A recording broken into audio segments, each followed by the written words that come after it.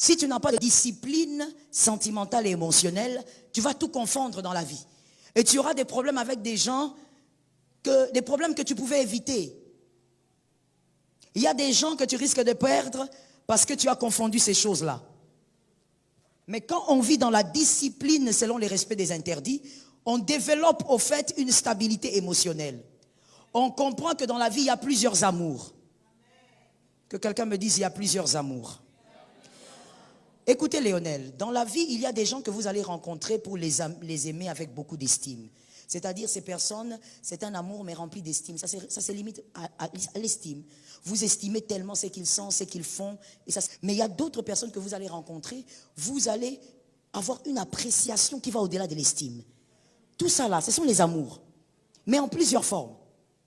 Pourquoi malheureusement certains foyers ont été brisés? Parce qu'on a été incapable de comprendre cet aspect. La stabilité émotionnelle et sentimentale. La différence entre l'attirance et l'amour. Il y a des pasteurs malheureusement qui sont allés avec leurs fidèles. Pourquoi? Parce qu'ils ont confondu l'attirance et l'amour. Le problème de Amnon fils de David. Il avait confondu l'attirance. C'était exactement ce que son père avait fait, mais en d'autres formes. David aussi, quand il va vers Bathsheba, David ne va pas vers Bathsheba parce qu'il l'aimait. David est allé vers Bathsheba par attirance. Et d'ailleurs, la suite démontre que David avait bien compris que c'était de l'attirance, ce n'était pas de l'amour. Il ne voulait pas faire d'elle sa femme. Il a même dit à Uri, rentre, quand il a appris que la femme était enceinte. Parce qu'il ne voulait pas briser ce foyer. Il avait seulement une attirance sexuelle. Mais Amnon, son fils, quand il regarde sa demi-sœur, il dit, je l'aime, alors que ce n'est pas l'amour, c'est l'attirance. Il peut arriver, et très souvent ça arrive aux hommes, il peut arriver que dans votre vie, vous rencontrez une personne, vous sentez un amour bizarre, mais ce n'est pas de l'amour, c'est de l'attirance physique. Mais quand vous ne savez pas faire la différence, vous allez nager dans un amour qui n'existe pas. Le mal qui ne devait pas arriver. Parce qu'à chaque fois, retiens pour la vie, à chaque fois que tu dis « j'aime », tu deviens faible. À chaque fois que tu sors le mot « je t'aime », face à n'importe quoi, tu deviens faible. Et donc, le mal arrive sans que toi tu le voies. J'ai parlé dernièrement avec une sœur qui me disait « je ne me suis pas rendu compte que mon pasteur allait coucher avec moi ». Il dit « comment tu t'es pas rendu compte ?» Non, je n'ai pas compris comment c'est arrivé. Le problème c'est quoi? Elle a confondu l'attirance et l'amour. Elle était dans l'attirance, mais elle pensait que c'était l'amour pour son papa. Quand on n'est pas discipliné, on ne va pas stabiliser ça. Voilà pourquoi il faut être discipliné. Et quand je parle, je t'interdis de penser que je ne m'adresse pas à toi. Parce que c'est quelque chose qui arrive à tout humain. Oui. Fais la différence. La différence, comment elle arrive? En posant des règles de discipline. Tu regardes, tu dis, c'est que je ressens pour Léonel. Non, ce n'est pas de l'amour, c'est de l'attirance. Alors je dois corriger ça. Et ça t'épargne le danger. Ça t'épargne le mal. Et je veux même vous dire, voilà pourquoi, malheureusement, je ne le dis pas avec gaieté de cœur, j'en parle parce que je dois donner des exemples. Malheureusement, voilà pourquoi beaucoup de filles dans l'église ont été abusées par leur pasteur. Mais à chaque fois que tu parles avec ces gens de filles, elle te dira, je ne sais pas comment ça s'est passé, mais je ne lui en veux pas. Mais comment quelqu'un qui t'a fait ça, tu ne lui en veux pas? Parce qu'au départ, il n'y avait pas la démarcation entre l'amour et l'attirance. Parce qu'en réalité, la ligne, elle est très mince. Est-ce que quelqu'un m'entend? Parce que cette attirance crée une forme d'amour, mais ce n'est pas de l'amour. Je vais te dire quelque chose que tu dois retenir pour la vie. Là où il y a de l'amour, ne soyez pas dérangés, hein, parce que je cite tout le temps son nom, c'est parce qu'il est devant moi. Là où il y a tout le temps de l'amour, monsieur Léonel, s'il n'y a plus d'attirance, on peut faire renaître l'attirance. Mais là où il y a l'attirance sans amour, il est difficile que l'amour naisse. C'est que toi tu vas croire que c'est l'amour là, c'est pas l'amour. Vous êtes attiré physiquement, c'est pas l'amour. Non, mais moi j'aime quand il parle. Oui, oui, tu es attiré, mais ce n'est pas de l'amour. Et quand ce n'est pas de l'amour, cette attirance va finir par s'éteindre. Au fur et à mesure, les années passent, Cette attirance va commencer, surtout si vous êtes dans une relation ambiguë, sale, s'éteindre. Parce que ce n'est rien de solide. Mais la discipline dans les interdits te permet de veiller sur les bornes. Est-ce que quelqu'un m'entend? Je veux que les femmes me donnent un amen. Généralement, la femme, et de toutes les manières, il n'y a rien de nouveau. Elle a commencé avec ça depuis les jardins d'Éden. La femme même jouait avec le feu. La femme même jouait avec les choses en réalité pour lesquelles il ne faut pas jouer. La femme même badinait là où on ne badine pas. Sur le sable mouvant, la femme même jouait là-bas. Ça veut dire qu'une femme peut sentir que cet homme-là, il a des émotions ou des sentiments pour moi, et que ces sentiments-là ne sont pas clairs. Mais la femme va jouer avec ça. Attention, ma soeur, ça peut t'amener très loin.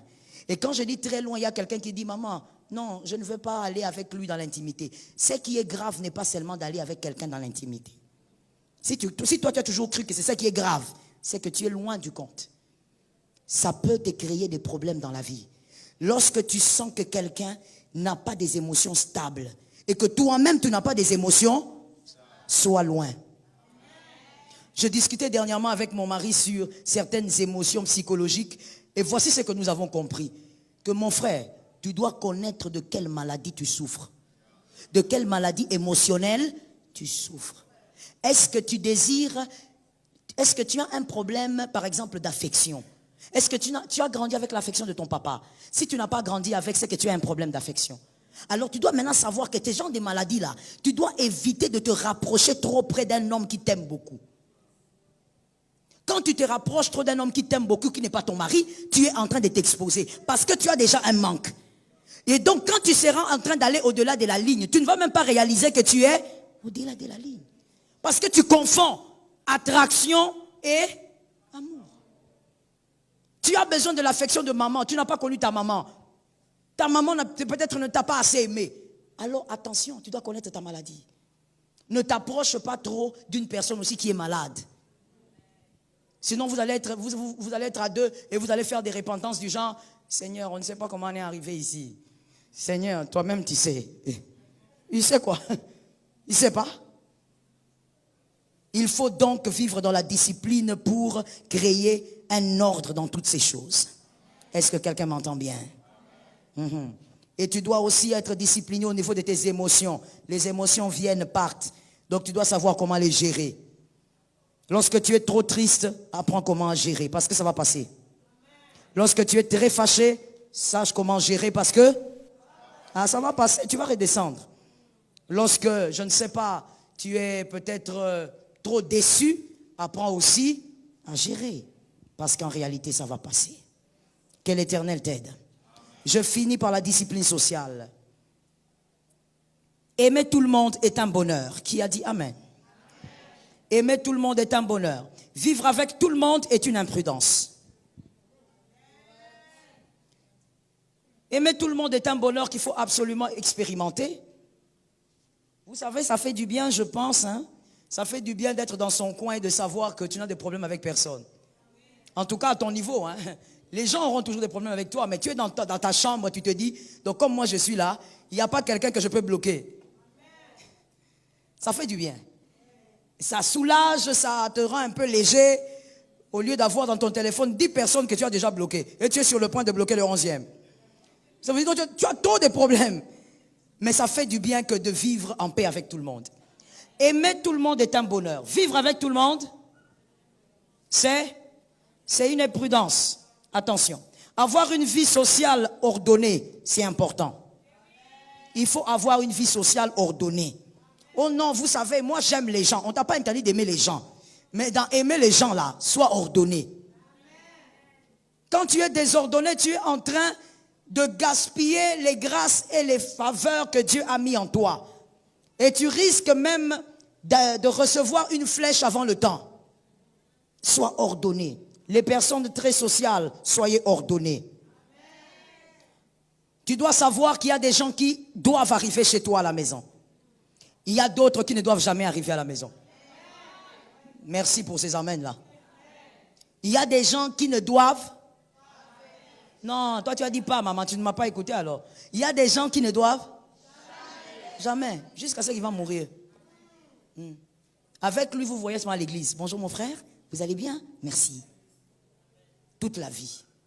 Avec lui, vous voyez seulement dans les réunions des familles. Bonjour maman, ça va? Oui, ça va mon fils. Alléluia. Oh non, je voulais venir prendre les sacs derrière la maison. Maman, ne t'en fais pas, je vais t'envoyer les taxis. Il y a des gens avec qui il faut vivre comme ça, qui n'arrivent pas à la maison.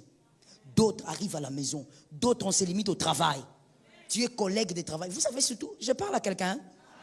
Un homme peut me donner un amen. Vous savez, surtout les gens, je parle aux hommes, surtout ces amis-là, ces collègues-là, qui, quand il arrive chez toi, il commence seulement à parler à ta femme. Frère, tu es arrivé à la maison. Pourquoi tu causes seulement beaucoup avec ma femme? Mais ça m'étonne, il y a des hommes, en fait, ça vous dérange pas, vous êtes gentils, hein? Que Dieu vous bénisse les gentils maris. Il arrive chez toi, il est comme le serpent. La femme est là, l'homme est là, Adam est là, mais le serpent ne parle pas à Adam. N'est-ce pas qu'on a dit qu'il était à côté? Mais il est seulement là en train de... Tu vois un collègue de service.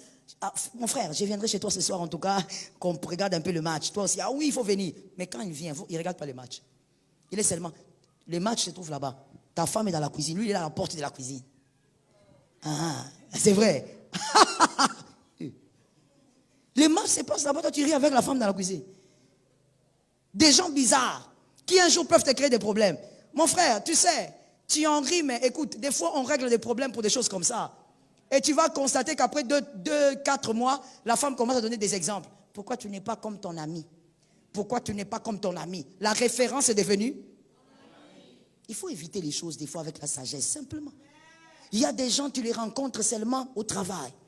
D'autres, ça se limite à l'église. Un autre à l'arrêt de bus. Et chaque 7 heures, on se voit à l'arrêt de bus, on reste là. Oh non, maman, je t'accompagne. Tu m'accompagnes où? Toi, tu restes à l'arrêt de bus. Il faut organiser ta vie sociale pour ne pas subir certains chocs de main. Ce que tu peux éviter, évite. Attention avec les amis toxiques de l'enfance. Ces amis d'enfance-là, parmi eux, il y a des bonnes personnes, mais des fois, il y a des gens qui sont là pour te rappeler que toi, comme tu étais là, tu te promenais avec une culotte déchirée. C'est toute l'histoire que lui, il a retenue de ton enfance. Toi, tu as vécu beaucoup de choses là, il n'a pas retenu. Il a retenu seulement que tu te baladais avec une culotte déchirée. Et il dit ça toujours devant les gens. Ah, mon ami, tu te rappelles? La culotte rouge que je t'avais achetée. Papa, même si tu m'avais acheté, c'est devenu une dette. Va, achète-lui la culotte rouge, donne-lui, que la dette termine. Ah, c'est devenu une dette. Je me lève comme ça, culotte rouge. Je dors comme ça, culotte rouge. Je vais au travail, culotte rouge. Il publie. Vous savez qu'il y a des gens comme ça, hein? Toi, tu es là comme ça, on te souhaite bon anniversaire partout, et puis lui, il publie une photo, là où tu avais la culotte rouge à 3 ans, sans chaussures aux pieds, avec les oreilles comme ça debout. Donc tu te poses la question, c'est moi ou c'est pas moi? C'est moi le jour de ton anniversaire. Ah non, il y a des amis toxiques. Donc toi, c'est la seule photo que tu as trouvée pour publier. Oh, voilà mon ami, quand on fume. Fais attention avec ces gens-là.